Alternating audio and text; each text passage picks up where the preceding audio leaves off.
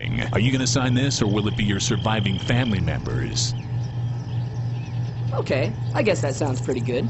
You want to take us to war? You want to end the war? You want to keep the war on drugs going? You want to keep reinstituting the Patriot Act? Let the people vote. That, to me, is the only solution. Well, there's no doubt that our republic is broken. I highly recommend people take a look at the Initiative and Referendum Institute of Europe and see the data that they've compiled. It's fantastic. They really have a global map, a navigator to direct democracy, and you can find out if your country has direct democracy rights and how strong they are. Not all are equal. You can see on the navigator map, you can scroll around the world and just click on the blue buttons and find out what's going on. Check this out. Costa Rica. They have Popular Citizens Initiative. We can get some more data on this. We go to the National Popular Citizens Initiative page, find out that they have a right to have a constitutional amendment that's legally binding, that can be authored by the citizens, initiated by the citizens, and the whole electorate can vote on it. They need 5% of the voters to sign the petitions in a 9-month time period. How fantastic is that? True direct democracy. They can stop all corruption in government. They just need to use it. And other countries, have these rights. Not all are equal. Like in Japan, for example, the government can propose a referendum for the citizens. They can vote on it, and the citizens can make the final decision, but they cannot just put it on the ballot. More and more countries are joining, and more countries want direct democracy. The people who are afraid of direct democracy are the global elite. They don't want the people to be able to choose their own future. The country of Iceland recently rejected loans from the IMF using a public referendum, declaring sovereignty from the international banking system, just like the farmers in North Dakota did when they put an initiative on the ballot for the non-profit state bank system. Why direct democracy? Direct democracy is today really an important feature of a modern democracy because it gives citizens the right to put an issue on the agenda of everybody and to also be involved in decision making. And this is a critical element of balance towards poor indirect democracy, because indirect democracy is based on representatives who are elected and who are accountable, but of course their ways of discussing, of deliberating issues is limited to the elected body, to the legislator. With direct democracy you can bring out important issues to everybody and to have decisions by referendum on these issues. Now, direct democracy as such is not an alternative to indirect democracy, and it's not an alternative to human rights. It's, I would say, a third important pillar of a modern representative democracy. So it needs to be embedded into a system where human rights are not just the subject of simple majority decisions, but have to be really developed through different kinds of decision making. And also, I would say, direct democracy needs to be embedded in a way that, for instance, when there is a citizen initiative, that the legislator, that the parliament or the government can make counter proposals, and in the end you can make a well-informed discussion. So it's about collaboration, it's about conversation, it's about dialogue, and much less about just monopoly of power and ordering decisions. In a series of countries across the world, you have such citizen-friendly ways of using direct democracy, including countries like, for instance, Costa Rica, a little bit at some point also in Uruguay, and of course also in Switzerland. But direct democracy is a never-ending story, as democracy is a never-ending story. So we have to develop it all the time, more and more. Thank you very much. Certainly, direct democracy is about ultimately getting the people to act as one voice in some manner. And the best way to do that is through the internet, whether we have to filter it through current systems or not. Right now, QED that you know about that I'm working on has as a part of its strategic aspect the idea of working within the current system. And so knowing that our only access is really to Congress and the presidency, the court being a function of the presidency essentially. The question is how to participate in our own government.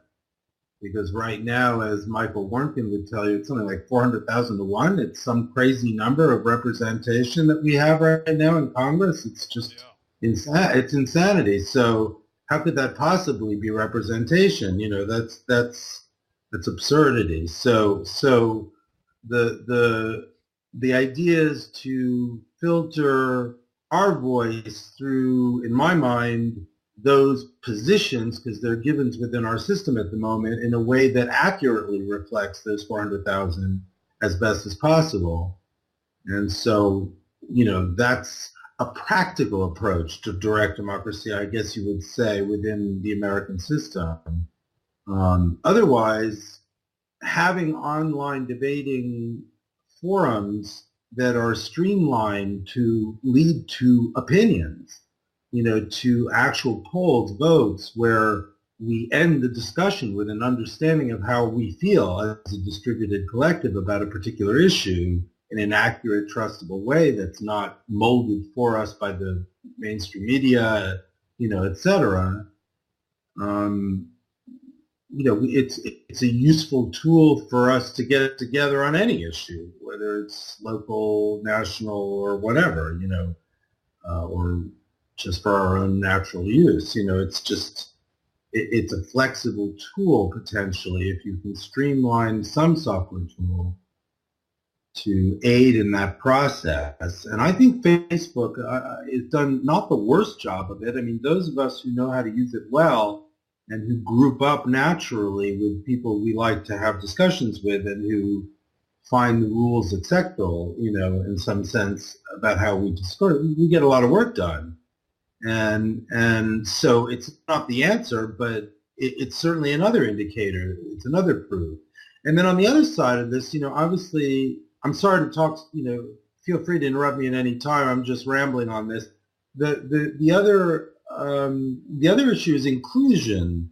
And one thing I can certainly attest to is that there are very few of us who actually have the time, want to take the time, are willing, are able, have done the work to actually debate at detailed level these issues and then present some set of reasonable opinions for other people who don't have the time to do that kind of work to make a judgment. And so the whole idea of having a slate of opinions that you can then choose for yourself as a voter and say, well, this one sounds like my instinct about this. I'd like to know a little further than this one-sentence description. So let me see the paragraph description. Okay, I even want a little more. Why don't you give me the one-page description? No, now I want to see the whole debate. So having that staged level of information for someone who wants to make their judgment available is clearly an advantage for the voters. And anybody who's watched an idiot show like American Idol, where everybody's voting, 25 million people vote, on who's going to win. I don't remember that. I haven't watched, looked at it for many years, but obviously the American people like to vote. That's not the issue. More people vote on American Idol than they do for president, I heard. Right. Okay. So they like to do it. Would be glad to do it on a daily basis. I'm sure they love to. They do it on Facebook, little polls. Sure. So getting them included is the point.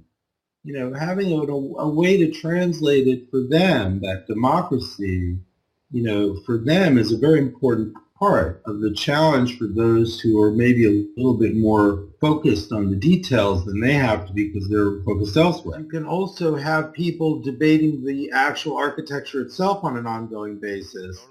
Totally. And so improvements on a natural constant basis, as it goes. But definitely, the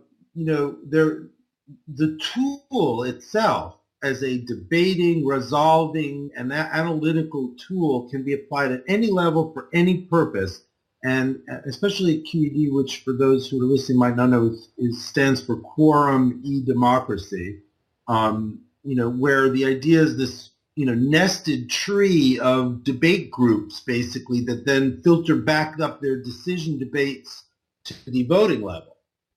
So if somebody puts a proposal, people start to dive, and they start to find their commonalities and diversities and break off and debate and resolve and compromise, and each level kind of rising up with their own little slate to join other slates and coming up to the top and, compromising as they go and merging as they go, and then disappearing except as data for history. It's not, you don't permanently stay in that node. You're just there debating the issue, and then it goes away. That makes it different from like a Facebook group. It's like a post. It's like a post buried in a thread. So you've already done a lot of thought on this and how different structures could be made to. Oh God, yeah, and security too. Runoff voting system as well. Yeah. That's essential. I have to give credit to Bram Kiewit for introducing that. Instant runoff voting with none of the above, which is what I like to add, is an essential way to show what the group believes and to divide their opinion accurately, meaning there's no, people confuse democracy with majority rule. They have nothing to do with each other. Majority rule is a completely, bizarre idea comparatively in some ways, but it's the way it's been done, and it's a dangerous way, as we see. But IRV says no. So many think this, somebody think this, somebody think this, somebody think this. That can come down to actual government if you say, well, we seem to want to have some common goals. This guy's got this idea, I'm willing to put some money into that. This guy's got this idea, I'm willing to put some money into that. And then you vote with your dollars, and then you see how it breaks out. And then, the country has decided as a group, well, we're funding this much, this idea this much, this idea this much. So you don't need to be black and white. It can, you can distribute opinion and get what you want. And then you can change it later if you don't like the results. So the idea is to let the best people who know the most about a subject voice in naturally as they come up, and let everyone else benefit from their expertise in a naturally debated way, and to whatever level of detail they want to know, based on the record of the debate that led to that slate, and make decisions, whether it's for your local school board or whether it's for national defense. It doesn't matter. It's it's a tool. And you can look at government. Yeah. Well, go ahead. No. What kind of resources or time do you feel it would take to develop this? Nothing. This is basically a very simple, especially if you throw out all the garbage, that comes with something like a Facebook. This is a very simple branching tree, quorum, text debating thing. I mean, attaching files and all those bells, and these are all things. I mean, I used to design supercomputers, so believe me, for me, this is nothing. This is like you get a couple of hotshots programmers together. In 6 months, you've got whiz-bang QED. Either you create the greatness of what this country and world could be, or somebody else is going to create it for you. This is directdemocracynow.org, a website dedicated to sharing with you the trends research from trends forecaster Gerald Celente about how direct democracy is a solution the people can use to stop corruption in government. All you have to do is go to the website, learn some more about direct democracy, and then fill out the volunteer form on the page. When Gerald gets in contact with enough people around the world who want to see direct democracy work, he will put together an action plan for us to participate in empowering our democratic rights, ensuring that we can either initiate direct democracy in countries that do not currently have it, or that we can utilize direct democracy to its full potential in the countries that do have it. Join directdemocracy.org now. In conclusion, we have the technology to develop consensus among people who want to debate the most important issues that affect our society. Furthermore, a small group of patriots can bring their consensus to the ballot to let the voters decide.